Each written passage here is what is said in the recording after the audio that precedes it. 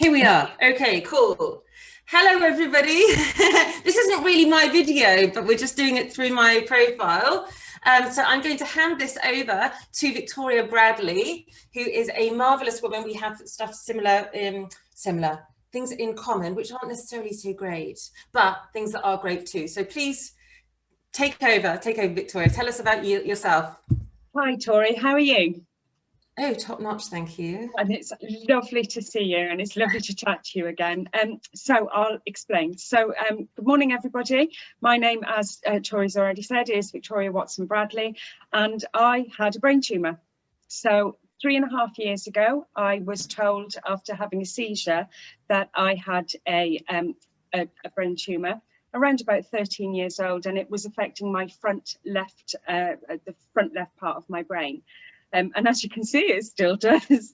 I had surgery 6 weeks later, and sadly, it's left me with epilepsy, which has completely changed my life. The chat that we're going to be having today, Torie, is about you had epilepsy from a young child. So you've really grown up with it. Whereas I haven't. I'm now 50. I hate to admit that. So I've lived a full life without it, and then it's bang. So it's almost like a grieving process. So we're going to have a chat today about the differences between growing up with it and then learning to live with it later in life. And I think the similarities as well. The similarities, not just the differences, but also the similarities.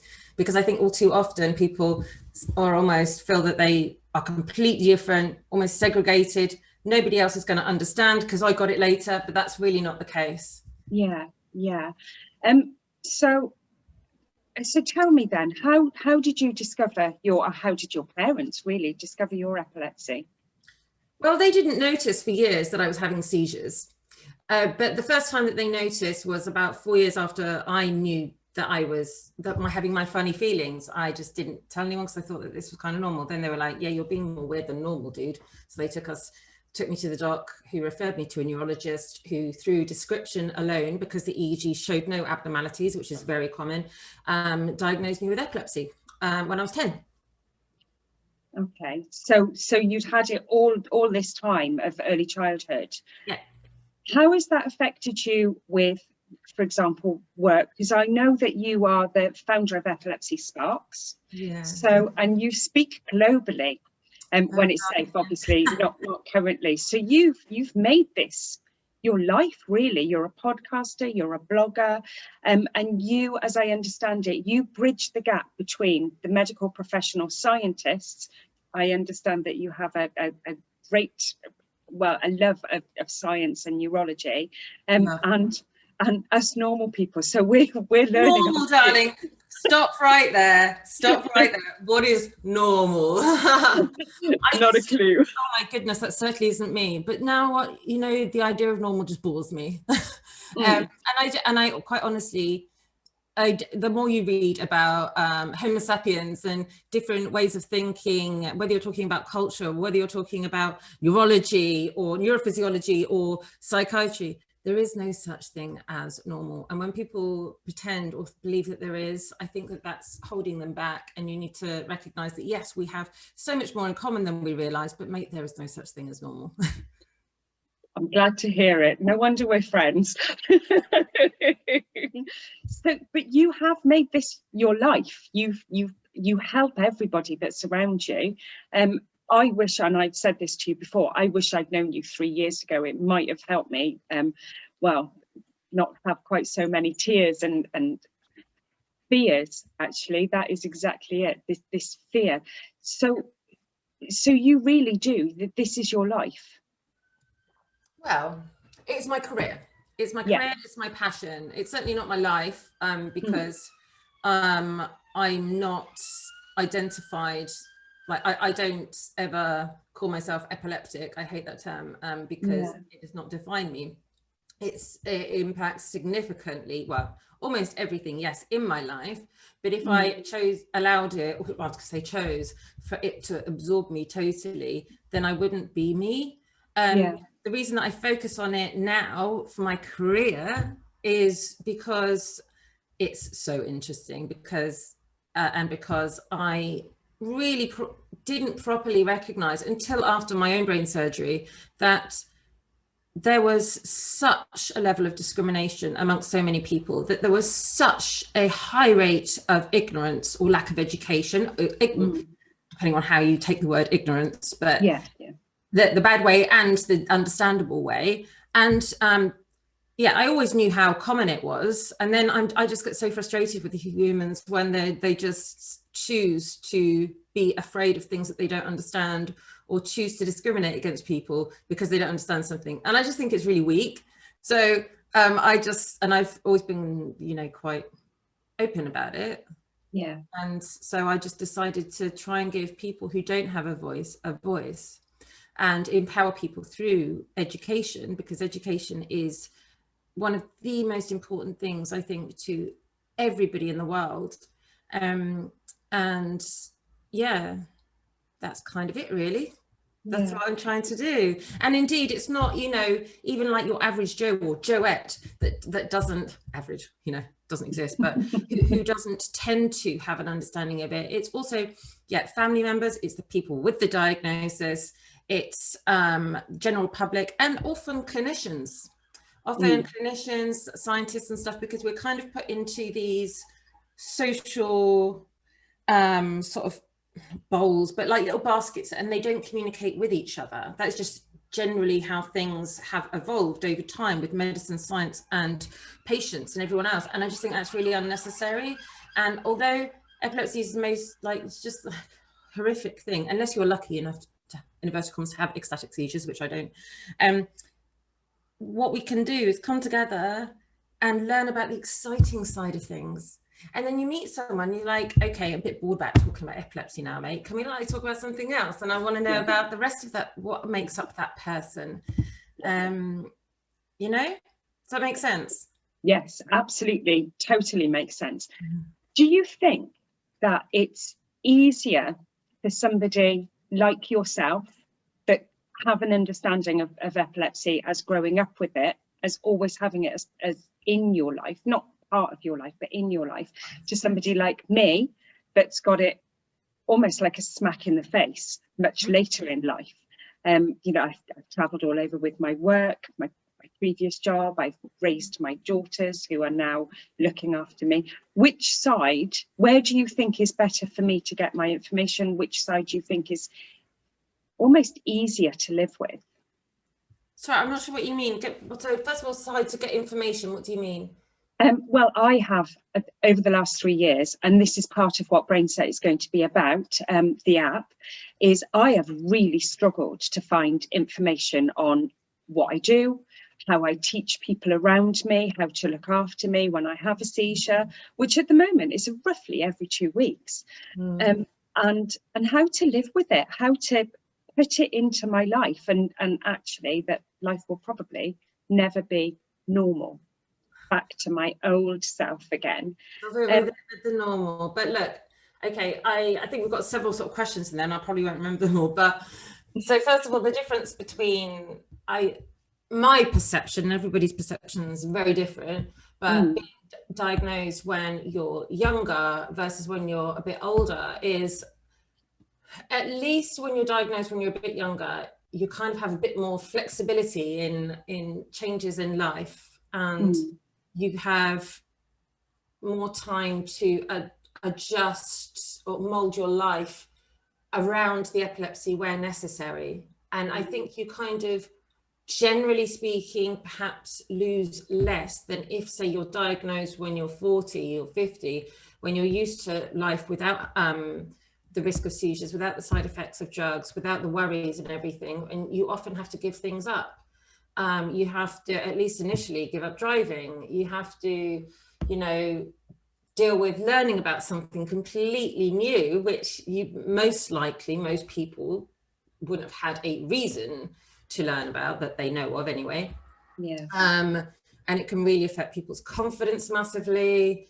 You worry about how other people are going to judge you, especially if you don't know much about epilepsy yourself. And a lot of people end up saying, do you know what, I was a bit of a discriminator before because I didn't know anything about it, and now I feel guilty for that, and now I'm worried about what everybody else is going to say, and there are so many thoughts that go through your mind. Whereas when you're younger, it's awful to have such a young life from day one or day 10, whatever it might be, impacted. But at least then it's kind of, you've lost a bit less, if you know what I mean. Like, you're not driving yet, you don't have a career that you have to give up or adjust, because not everybody has to give up everything. It's different for everybody. But then I really do empathize with you, because when I was little, I was going to be an airline pilot, a dentist, or a surgeon. And I was just fixed on that's what was going to happen. And now it's not. Now, loads of people don't have their careers impacted by epilepsy, which is fantastic. But it depends what you want to do. And if you're like somebody like me, then yeah, it really impacted it. And I still love aircraft, and I still love traveling, as you know, and I still wish I could fly airplanes, but I can't do that. Not just legally, but ethically, it would be awful to even do that. And I've never driven a car, ever. That's why I purposely live in a city. I moved as soon as I could so that I could get around. Yeah, so I think there are great similarities, yes, differences. So one could say that at least you had decades of great experience and freedom. And then one could say, but you lost all that, and that's awful too. What do you think? Well, I do know, you just said about driving a car, and I can remember a conversation I'd had with one of my daughters probably about 12 months ago, and I'd said to her, and I kept saying, and I knew I kept saying, oh, when I'm back to myself and I'm allowed to drive a car, and she stopped me and she said, Mum, you do realise that you might never be able to drive a car again? What are you on about? So she said, well, this might be your new normal. Well, after I got over the I want to punch you in the face, I came home and I sobbed. I just thought, this isn't fair. And it's not, and it's almost like going through a grieving process and then saying goodbye to a loved one, really, before you can move onto whatever is coming on in your life. And it's hard, it's long, and it's hard. And especially if you enjoyed life before, if you had a job that you loved, if you, again, and I love traveling. And then there's a fear. I live in fear, constantly live in fear. And there is, again, it's a process, it's a learning process of, what if I have a seizure when I'm out? What do I do? And I still don't know what to do. And all of that is, again, it's going to be information on the app as to what do you do, and educating the people that are around you so that they know what to do. And I have to say, I've got two grandchildren, a 10-year-old and a 12-year-old, and they are amazing.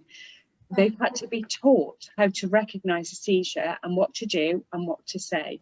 And my grandson, who's seen more of them than my granddaughter, he's 10, and we laugh about it now. If anybody sees us out and we're sitting at a bus stop, because obviously I'm not allowed to drive, and we're laughing about ridiculous things, including what I look like when I have a seizure, anybody around us would think, oh, I can't believe this conversation is happening. But those kids have got to learn what to recognise.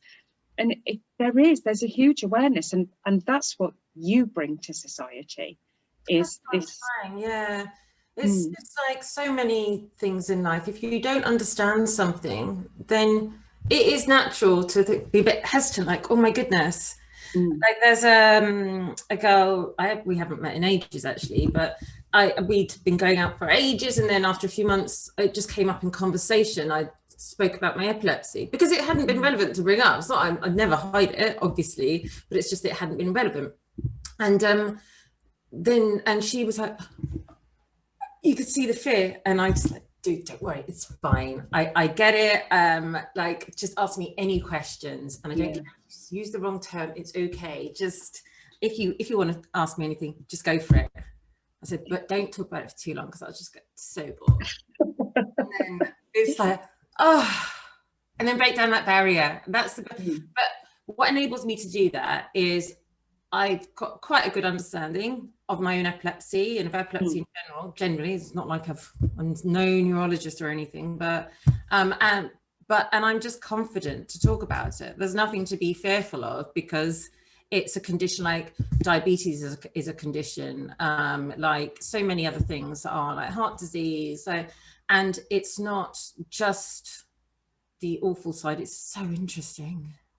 And it's so amazingly interesting. And don't get like, I forget most of the stuff that I learn. I have to read it again. That's why I did Epilepsy Sparks as well, actually, because then people can go back to the website once they forget everything because of their drugs, and they can go and like, that's what she meant, you know, all that type of stuff. But, you know, it's just about asking questions, and it's about being able to provide answers if possible. And if you can't say, do you know what, I don't know, but I'll find out. Good, you know. Yeah.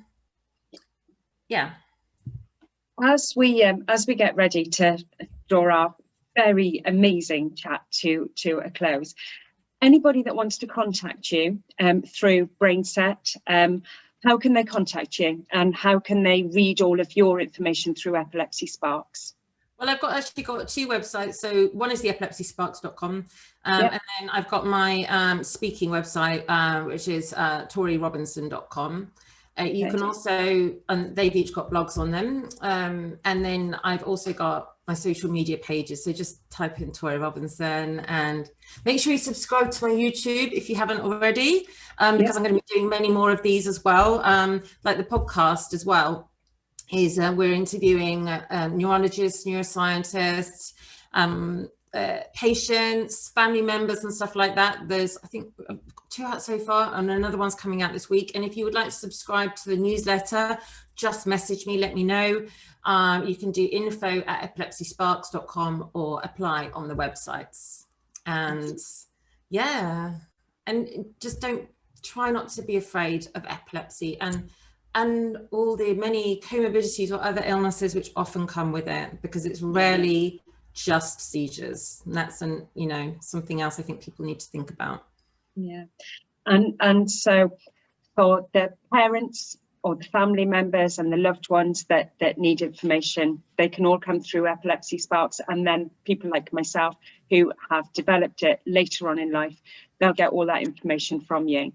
Yeah, definitely. And you know, and if Epilepsy Sparks isn't for you, because it's not for everyone, just know also that there are charities out there, like Epilepsy Action, like Young Epilepsy. You know, if you've got kids, I'm also doing this. I'm playing a bit of piano tomorrow for this little group of families affected by epilepsy in London, which is really cute. There are many little organisations out there, but I would say initially go to, of course, Epilepsy Sparks and my website, torierobinson.com, and then Epilepsy Action, Epilepsy Society, Epilepsy Research UK, Young Epilepsy, they're all out. And do you know what? I didn't know when I was little that these were, when I was little, until before my 30s, I didn't know that these organisations existed. So just go out there, look for these organisations, and there are loads of people impacted by epilepsy who should be able to empathise with you. Yeah, sure. And all of these websites and societies, I will be putting links on all of them onto all of my social media, so you'll be able to get in contact with everybody. And of course, when the app is available in 2021 at some point, all of those social medias and all of those information sites will be available, that you can just click the link and you'll go straight through. Cool. Torie, it's been an absolute joy. It's always a joy talking to you. It's been lovely. Thank you for everything you do for everybody. It's massively appreciated, whether you realise it or not. But yes, thank you very much. Thank you. Okay, cheers. Bye. Bye-bye.